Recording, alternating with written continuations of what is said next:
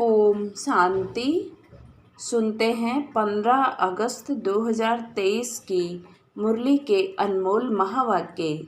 आज मीठे प्यारे शिव बाबा ने कहा, मीठे बच्चे, बाप का बिंदी स्वरूप है, उसे यथार्थ पहचान कर याद करो, यही समझदारी है। प्रश्न में कहा, बेहद की दृष्टि से स्वप्न का अर्थ क्या है?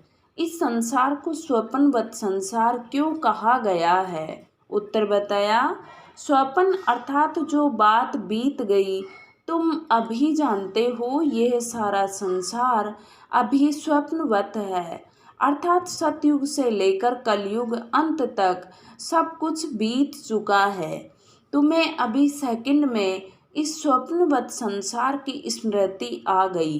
तुम सृष्टि के आदि मध्य अंत, मूल वतन, सूक्ष्म वतन, स्थूल वतन को जानकर मास्टर भगवान बन गए हो। आज प्यारे बाबा का गीत है, कौन आया मेरे मन के द्वारे, पायल की झनकार लिए। ओम शांति। शिव बाबा अपने मीठे मीठे बच्चों सिकिलदे शालिग्रामों को बैठ समझाते हैं। शालिग्राम ही शिव बाबा के बच्चे ठहरे ना। बच्चे जानते हैं कि हमको वह पढ़ाते हैं जिनको रिंचक भी कोई जानते नहीं हैं। शिव के मंदिर में जाते हैं, परंतु वहाँ तो इतना बड़ा शिवलिंग देखते हैं, ये थोड़े ही समझते हैं कि ये हमारा बाबा बिंदी है। जो बच्चे शिव बाबा को इतना बड़ा समझ याद करते हैं, वह करते होंगे वह भी भोले हैं, क्योंकि वह भी रोंग है। बाप समझाते हैं कि मैं बिंदी हूँ। अभी बिंदी को कोई क्या समझ सके, बल कोई कहते हैं अखंड ज्योति स्वरूप है, फलाना है, परंतु नहीं, वह है बिंदी। उनको याद करना बड़ा मुश्किल है, घड़ी घड़ी भूल जाते हैं। भक्ति मार्ग में आदत बड़ी पड़ी हुई है। शिवलिंग पर फूल चढ़ाने व पूजा करने की तो वह याद रहता है, परंतु यह घड़ी घड़ी भूल जाते हैं कि हमारा बाबा बिंदी रूप है। सारे ड्रामा में उनका जो पार्ट है वह बजाते हैं। बिंदी कोई बैठ महिमा करेंगे क्या, कि सुख का सागर है, शांति का सागर है, कितना छोटा बिंदी रूप है। बच्चे पूछते हैं किसको ध्यान में रखें, इन बातों को तो समझदार ही समझ सके, नहीं तो वह शिव का लिंग याद आ जाता है। श्री कृष्ण तो अच्छी रीति बुद्धि में बैठ सकता है, यह तो है बिंदी। गीत में भी कहते हैं कि याद करो तो याद न आए, फिर वह सूरत कैसी है, यह भी वंडरफुल है। इतनी छोटी बिंदी है, ज्ञान का डांस करते हैं। कहा जाता है यह स्वप्नों का संसार है, बीती हुई बात को स्वप्न कहा जाता है। स्वप्नवत संसार जो बीत गया है वह तुम्हारी बुद्धि में आता है। सारा ब्रह्मांड, मूल वतन, सूक्ष्म वतन, सतयुग, त्रेता, द्वापर सारा स्वप्न हो गया। जो पास्ट हो जाता है वह स्वप्न हो गया। अब कलयुग का भी अंत है। यह स्वप्नवत संसार हुआ ना, वह हद के स्वप्न आते हैं, तुमको बेहद का बुद्धि में आता है। सूर्यवंशी, चंद्रवंशी भी सब स्वप्न हो गया। इसको कहा जाता है स्वप्नों का संसार। इतना राज और कोई नहीं जानते सिवाय तुम बच्चों के। सतयुग में कितने अथाह सुख थे, वह सब पास्ट हो गए। अभी तुम बच्चों की बुद्धि में आदि मध्य अंत का पूरा ज्ञान है। एक बाप की ही याद रहनी चाहिए। बाप जो समझाते हैं और कोई समझा न सके। तुम्हारी बुद्धि में स्वप्नों का संसार है, यह सब पास्ट हो गया। बुद्धि जानती है ना, तुमको ऊपर से लेकर सारी नॉलेज बुद्धि में है, आदि से अंत तक की। तुम अब त्रिकालदर्शी त्रिलोकीनाथ बन गए हो। त्रिलोकीनाथ बनने से तुम जैसे भगवान हो जाते हो। भगवान बैठ तुमको शिक्षा देते हैं, सेकंड में स्वप्न आता है ना, तो संसार सेकंड में तुमको सारा याद आना चाहिए। बीज और झाड़, बाबा भी कहते हैं आदि मध्य अंत का मेरे पास पूरा ज्ञान है, इसलिए ही मुझे ज्ञान का सागर कहा जाता है। ज्ञान का सागर, नॉलेजफुल, जानी जाननहार कहते हैं। जानते हैं हर एक की अवस्था ऐसी ही रहेगी। एक एक की अवस्था को हम क्या बैठ जानेंगे। जो अवस्था कल्प पहले थी उस अवस्था में है, सो तो तुम भी जानते हो। पुरुषार्थ करने के लिए कहते हैं अच्छी रीति पुरुषार्थ करो। अभी तुमको स्वदर्शन चक्रधारी बनना है। तुम जानते हो यह पास्ट हो गया है। ऐसे देवताएं राज्य करते थे, फिर आकर राज्य करेंगे। पास्ट, प्रेजेंट, फ्यूचर यह याद करते रहेंगे। उनको ही स्वदर्शन चक्र कहा जाता है। शिवलिंग को याद करने में तो हीरे हुए हैं, तो समझते हैं कि बाबा ज्योतिर्लिंगम है। बिंदी कहे तो मूंज पड़ेंगे। वह समझते हैं आत्मा छोटी है, परमात्मा बड़ा है। अभी तुम बच्चे जानते हो इस कलयुगी दुनिया में इस समय देखो भक्का कितना है। इसको माया का भक्का कहा जाता है। माया का पोंप है ना, कहते हैं ना। अभी दुनिया कितनी अच्छी बन गई है, बड़े बड़े महल बन गए। अमेरिका का कितना भक्का है, चीजें कितनी नासिफ है, आकर्षक बनती है। हम समझते हैं कि यह तो मुल्क में की चीजें हैं जो अभी खत्म हो जाएगी।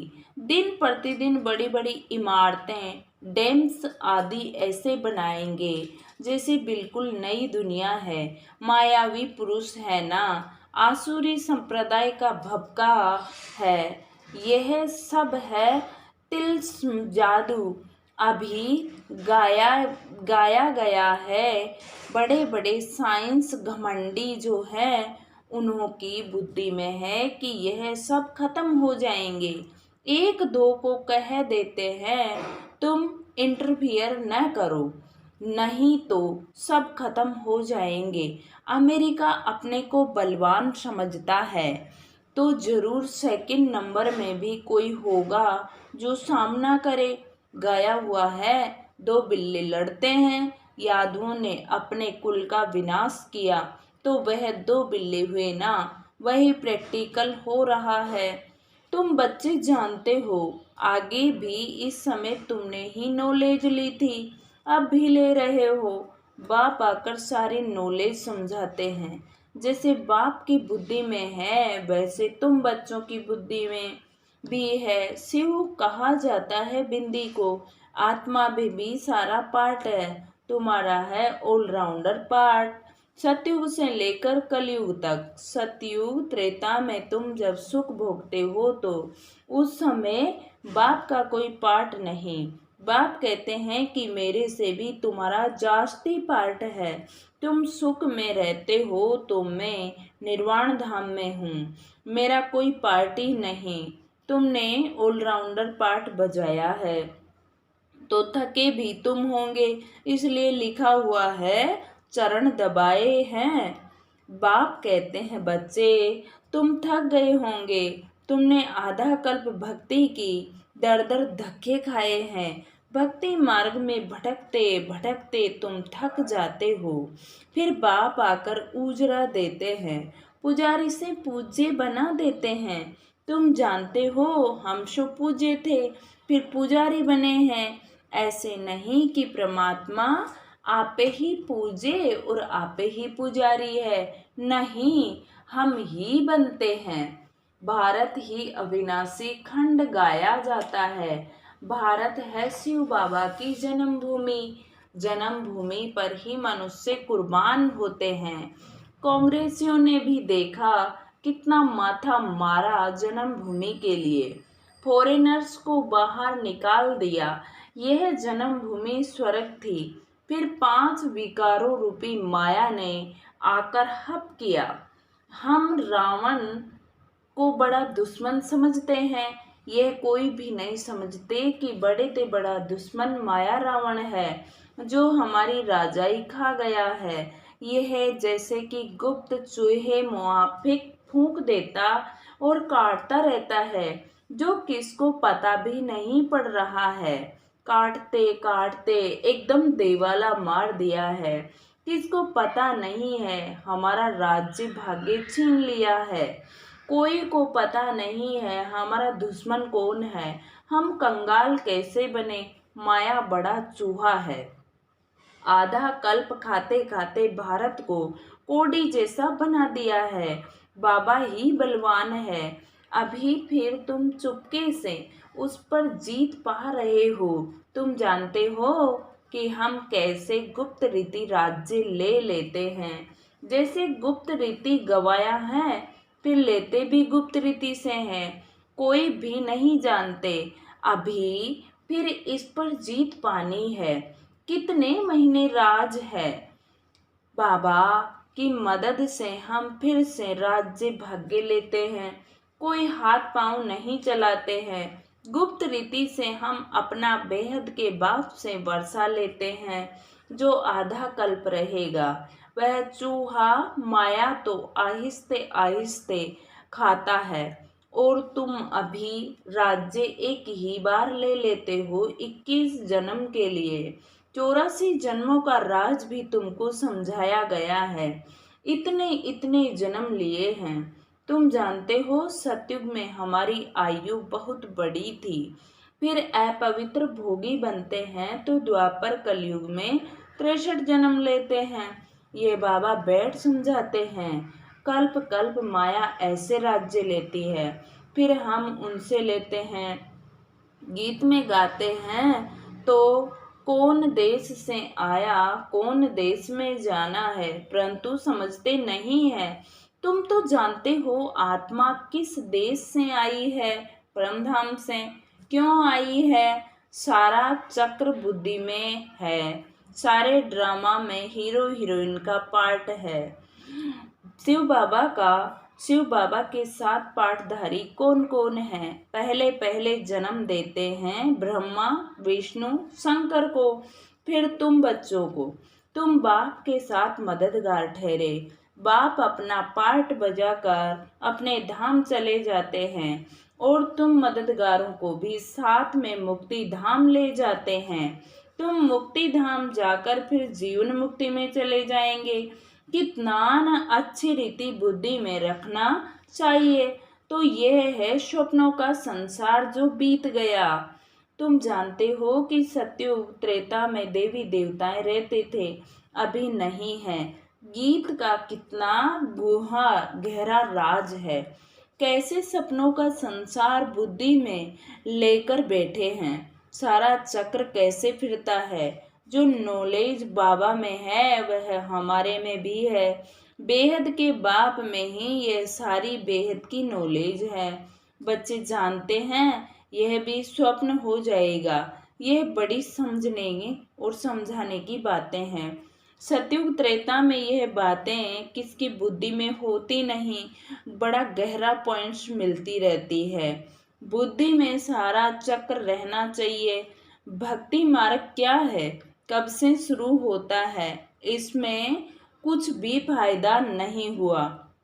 भक्ति करते करते नुकसान में ही आ गए हैं। अब फिर से तुम कोड़ी से हीरे जैसा बड़ी मिसल बना देती है। बाबा ज्ञान डांस सिखाते हैं, फिर वहाँ जाकर तुम डांस करेंगे। यह बातें बड़ी वंडरफुल जानने लायक है। यहाँ की रस्म रिवाज वहाँ बिल्कुल नहीं होती है। वह है ही वॉइसलेस वर्ल्ड। वहाँ माया का नाम निशान नहीं होता। पहले तुम बाबा को याद करो, वर्षा तो ले लो, बाकी वहाँ की रस्म रिवाज जो होगी वही चलेगी।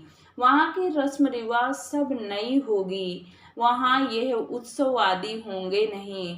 यहाँ उदासी रहती है, तब साधमाना उत्साह दिलाने वाले उत्सव मनाते हैं। वहाँ तो नित्य है ही साधमाना। रोने की दरकार नहीं रहती, उत्सव मनाने की बात नहीं रहती। सदैव हमारे बड़े दिन होंगे, वहाँ शादी भी धूमधाम से होती है, दहेज मिलता है, दास दासियाँ मिलती है, बाकी त्योहार आदि की दरकार नहीं रहती।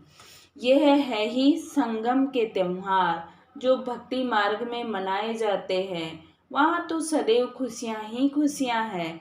अच्छा, मीठे मीठे सिक्के लदे बच्चों प्रति माता पिता बाप दादा का याद प्यार और गुड मॉर्निंग। रूहानी बाप की रूहानी बच्चों को नमस्ते। हम रूहानी बच्चों की रूहानी बाप दादा को याद प्यार गुड मॉर्निंग और नमस्ते बाबा नमस्ते। शुक्रिया बाबा शुक्रिया, वाह बाबा वाह। धारणा के लिए मुख्य सार है। फर्स्ट पॉइंट, स्वदर्शन चक्र फिराते माया पर गुप्त रीति विजय प्राप्त करनी है। बाप समान नॉलेजफुल होकर रहना है। सेकंड पॉइंट, बाप जो है जैसा है उसे यथार्थ बिंदी रूप में जानकर याद करना है। बिंदु बन बिंदु बाप की याद में रहना है, भोला नहीं बनना है। प्यारे बाबा का वरदान है, बाप के डायरेक्शन प्रमाण सेवा समझ हर कार्य करने वाले सदा अथक और बंधन मुक्त भव। बाप के डायरेक्शन प्रमाण सेवा समझ हर कार्य करने वाले सदा अथक और बंधन मुक्त भव। प्रकृति को सेवा समझकर संभालो, बंधन समझकर नहीं। बाप ने डायरेक्शन दिया है, योग से हिसाब किताब चुकतू करो। यह तो मालूम है कि वह बंधन है, लेकिन घड़ी घड़ी कहने व सोचने से और भी कड़ा बंधन हो जाता है, और अंत घड़ी में अगर बंधन ही याद रहा तो गर्भ जेल में जाना पड़ेगा। इसलिए कभी भी अपने से तंग नहीं हो, फंसो भी नहीं और मजबूर भी न हो। खेल खेल में हर कार्य करते चलो तो अथक भी रहेंगे और बंधन मुक्त भी बनते जाएंगे। बाबा ने स्लोगन बताया, ब्रह्मकुटी की कुटिया में बैठकर तपस्वी मूर्त होकर रहो, यही अंतर्मुक्ता है। ब्रह्मकुटी की कुटिया में बैठकर तपस्वी मूर्त होकर रहो, यही अंतर्मुक्ता है। आज की मुरली से सो मान लेंगे, मैं बंधन मुक्त आत्मा हूँ, मैं बंधन मुक्त आत्मा हूँ। ओम शांति, ओम शांति।